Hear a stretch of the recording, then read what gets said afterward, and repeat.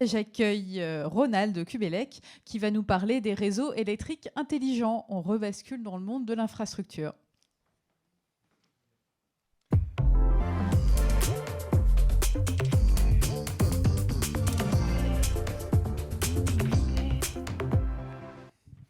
Eh bien, bonjour à toutes et à tous.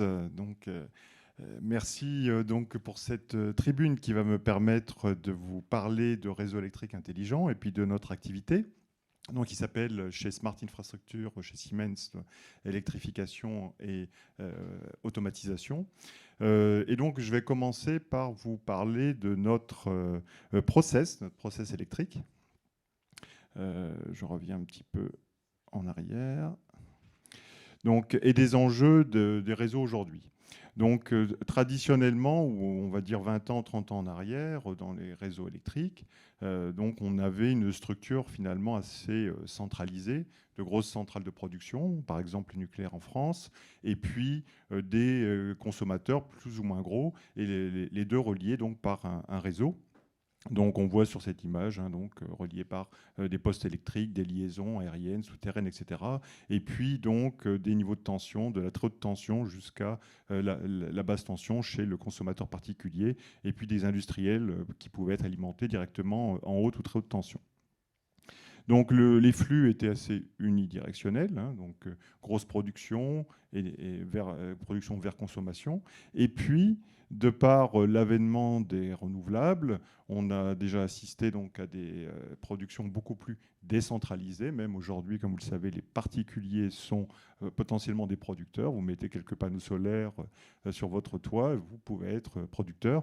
Et puis, à différents niveaux du réseau, que ce soit sur la basse tension, la moyenne, haute et très haute tension, on va avoir également des productions qui soient photovoltaïques, éoliennes, et puis même éoliennes offshore maintenant, y compris en France.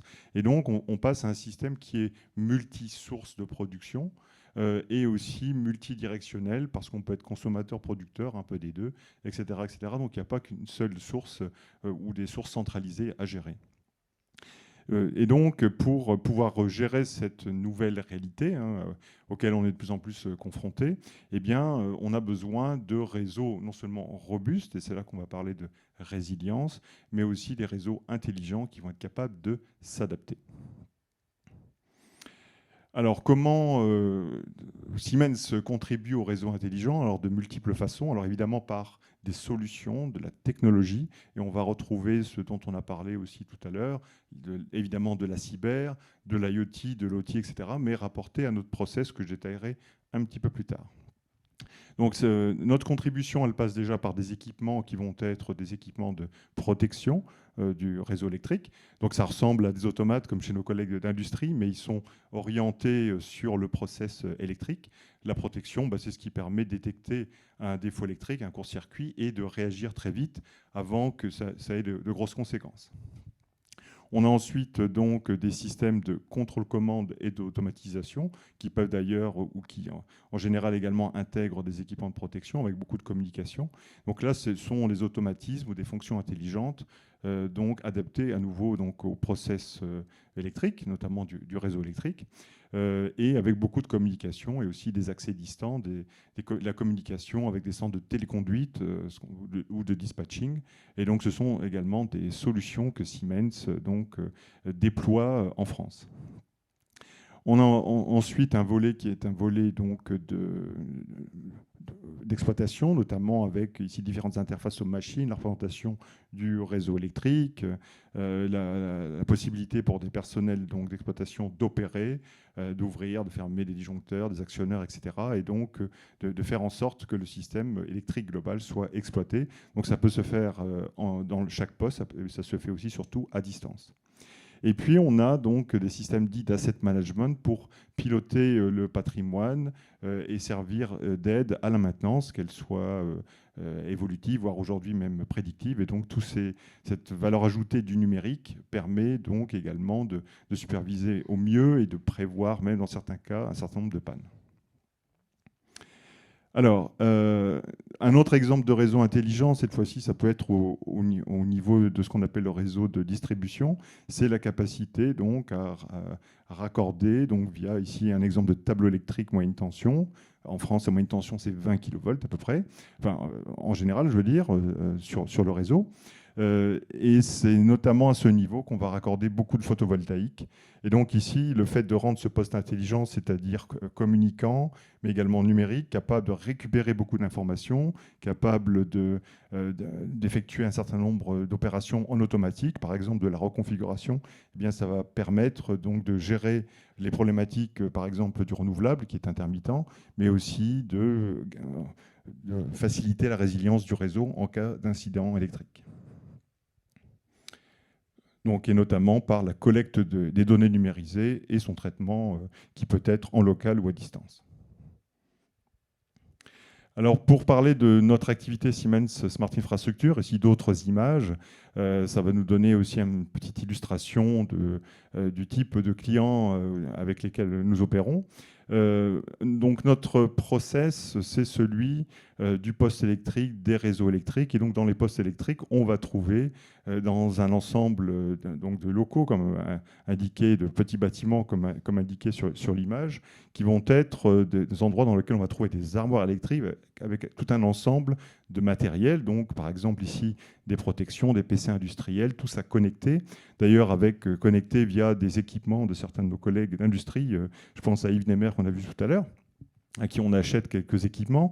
Et puis, ces systèmes donc, doivent être configurés, adaptés aux besoins du client. Donc, il y a beaucoup de communication, il y a de l'automatisme, il y a des fonctions qui sont assez génériques, mais d'autres qui nécessitent une personnalisation assez forte. Et donc, tout ça, ça nécessite de l'ingénierie et donc des hommes derrière, des hommes qui vont gérer, ou des hommes, des femmes évidemment, qui vont gérer le projet en tant que chef de projet, en tant qu'ingénieur d'application, de mise en service, de test, ou qui vont assurer du service, puisque la maintenabilité de ces systèmes est ultra importante. On parle de systèmes qui durent au moins 25 ans pour les systèmes numériques, et puis après qui sont renouvelés. Et puis, on a également donc, cette partie au niveau du réseau de distribution avec nos tableaux et à nouveau des équipements intelligents pour protéger, superviser le process. Alors, nos clients dans ce domaine sont les opérateurs de réseau, donc en France, RTE, Enedis, ou des régies plus locales. Bien sûr, aussi EDF dans son ensemble, avec notamment les postes d'évacuation de centrales. Et évidemment, l'intérêt ou l'importance de ces systèmes est stratégique, puisque ce sont ces systèmes qui garantissent la résilience du réseau, dans le sens où, en cas d'incident électrique, un incident électrique, c'est comme une menace cyber, c'est inévitable. On ne peut pas s'en prémunir à 100%. Par contre, on peut le détecter très vite et réagir en conséquence. Eh bien, nos systèmes sont là pour ça, pour assurer le fait qu'un réseau ne va pas être perturbé trop longtemps en cas d'incident électrique. On ne va pas couper trop de gens et on va pouvoir les réalimenter très vite. Donc, juste un petit exemple de notre portfolio. Alors, on a donc, sur la partie supérieure, donc la partie plutôt que je vais appeler puissance, donc avec notamment tout ce qui est tableau HTA, donc moyenne tension, dans lesquels on a aussi les équipements numériques. Et puis en bas à gauche, on a les systèmes numériques, protection, contrôle-commande, automatisme, y compris des systèmes de communication interpostes qui sont importants pour coordonner tous ces équipements. Tout ça marche aujourd'hui sur de l'IP avec beaucoup de configurations. Des protocoles orientés sur le domaine, comme par exemple la 61850, ce qui est un des protocoles très importants dans notre métier et qui permet d'implémenter des architectures décentralisées et très réactives. Alors, un autre volet de nos activités, c'est ce qu'on appelle les microgrids. Systèmes sur lesquels on rejoint nos collègues de la division Smart Infrastructure. Donc le microgrid, micro-réseau en français, c'est quoi? C'est ce qui permet d'intégrer à une échelle plus petite, donc un nombre important de sources décentralisées de production, donc renouvelables la plupart du temps, que ce soit de l'éolien ou surtout du photovoltaïque, mais qui permet d'intégrer également une capacité de stockage, et puis qui va donc permettre, par exemple, de fonctionner en mode autonome, indépendamment du réseau, en cas de besoin, qui va permettre aussi d'optimiser l'apport du renouvelable et de pouvoir le réutiliser via du stockage, par exemple des batteries, lorsque on en a besoin et lorsque cela s'y prête économiquement. Et donc, ce type de système participe non seulement à l'intégration massive des renouvelables dans le réseau, mais ça permet aussi d'augmenter la résilience dans le sens où on peut rendre autonome certaines parties du réseau, certains quartiers. Ça peut être utile en cas de tension sur le système électrique comme aujourd'hui, mais ça peut être également utile pour optimiser les coûts. Ça peut être utile en cas de structures particulières comme les réseaux îliens, donc sur les îles, réseaux sur lesquels on a souvent besoin, donc on n'a pas de source d'alimentation, de source de production très forte sur l'île, et on a besoin donc de diversifier les sources de production. Eh bien, ce type de solution numérique microgrid permet donc d'accueillir ces énergies renouvelables, d'assurer, d'augmenter la résilience du réseau, mais aussi donc comment dire, de décarboner les sources de production en gérant l'intermittence des renouvelables. Alors, pour illustrer un petit peu plus mon propos, donc je vais revenir à la partie numérique de nos activités qui est très importante. Alors, on va retrouver des choses un petit peu semblables à ce que les collègues ont présenté tout à l'heure. Ici, un exemple d'architecture avec donc des équipements que j'appellerais de niveau 1. Donc, on va retrouver des protections, des calculateurs, tout ça communiquant sur IP. Avec notamment aussi ce qu'on appelle des merging units. Donc ici, il faut bien comprendre qu'on est dans le temps réel, c'est-à-dire que dans notre process chez SIEA, on va réagir à la milliseconde.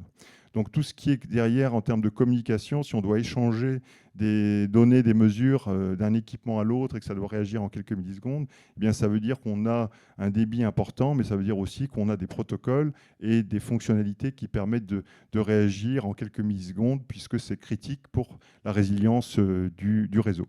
Et donc les systèmes de communication sont structurés en conséquence.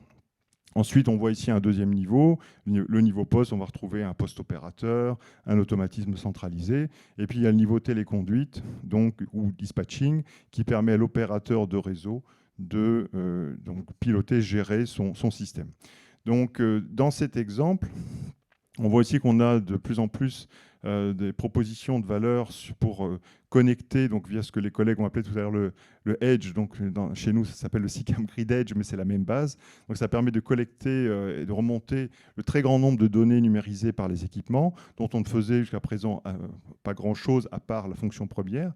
Eh bien, ces données permettent, par exemple, de faciliter la maintenance prédictive, de faciliter les interventions des opérateurs de maintenance en cas d'incident, puisque de multiples applications permettent donc d'aller mieux comprendre ce qui s'est passé en cas d'incident.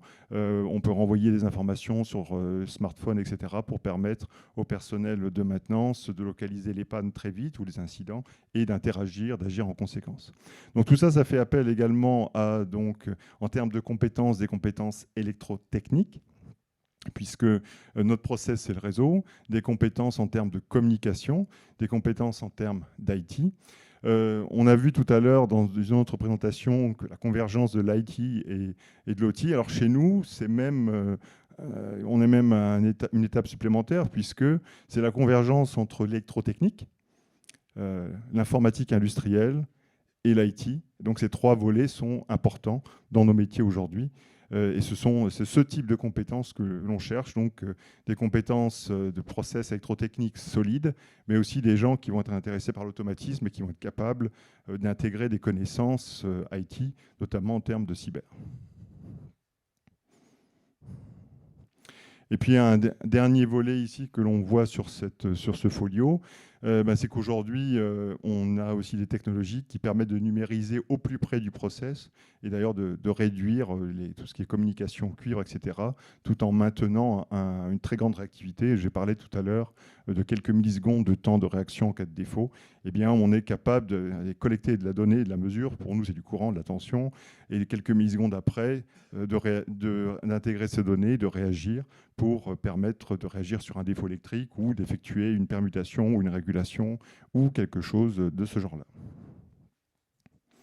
Alors notre démarche cybersécurité, alors on va revoir ici des sujets que le collègue a détaillés tout à l'heure, mais c'est également ultra important pour nous, hein, puisque nos clients sont vitaux pour l'infrastructure du pays. Donc ça passe par de la communication sécurisée, ça passe par de la sécurité opérationnelle, avec la signature de firmware, le fonctionnement de ce qu'on appelle liste blanche. Ça passe aussi par le contrôle d'accès, donc l'authentification qui a été mentionnée. Ça passe par également un service, certes, qui va effectuer une veille sur tout ce qui se passe au niveau cyber et qui pourrait impacter nos activités.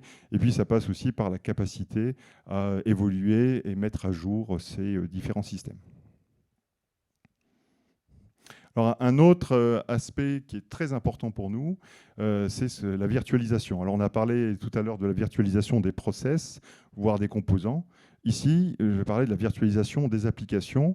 Alors, ça a l'air de rien, mais quand on est dans le temps réel, je reviens à mes quelques millisecondes de temps de réaction, on a donc besoin de hardware performant, capable de gérer très vite de multiples événements, que ce soit des événements process qui vont se traduire par des mesures électriques, courant tension, etc., que ce soit des événements réseau, récupération d'informations, que ce soit des événements générés en interne par l'équipement. Eh bien, cette capacité de traitement de quelques millisecondes, on peut aujourd'hui, chez Siemens, la virtualiser, c'est-à-dire la porter sur un cloud, la dématérialiser. Et quand on parle de jus numérique, c'est ce qui est important, c'est que c'est vraiment la même application qu'il y a sur l'équipement physique et sur le cloud. Et cette virtualisation, elle offre de multiples services, entre guillemets. Ça permet tout d'abord de faire du débugage, du déverminage de configuration, sans avoir l'équipement en face de soi. Ça permet de donc, faciliter les tests fonctionnels, voire de les faire en mode virtuel avant de se rendre sur la plateforme de test, donc économie de temps, de voyage, etc. Ça permet de faire interagir des équipes d'ingénierie qui sont décentralisées, Paris, Grenoble, Lyon, etc. Et donc de réunir des gens tout en faisant des tests qui sont pertinents puisqu'on est à l'identique des algorithmes qui tournent sur l'équipement. Ça permet bien sûr aussi de préparer des interventions, de former,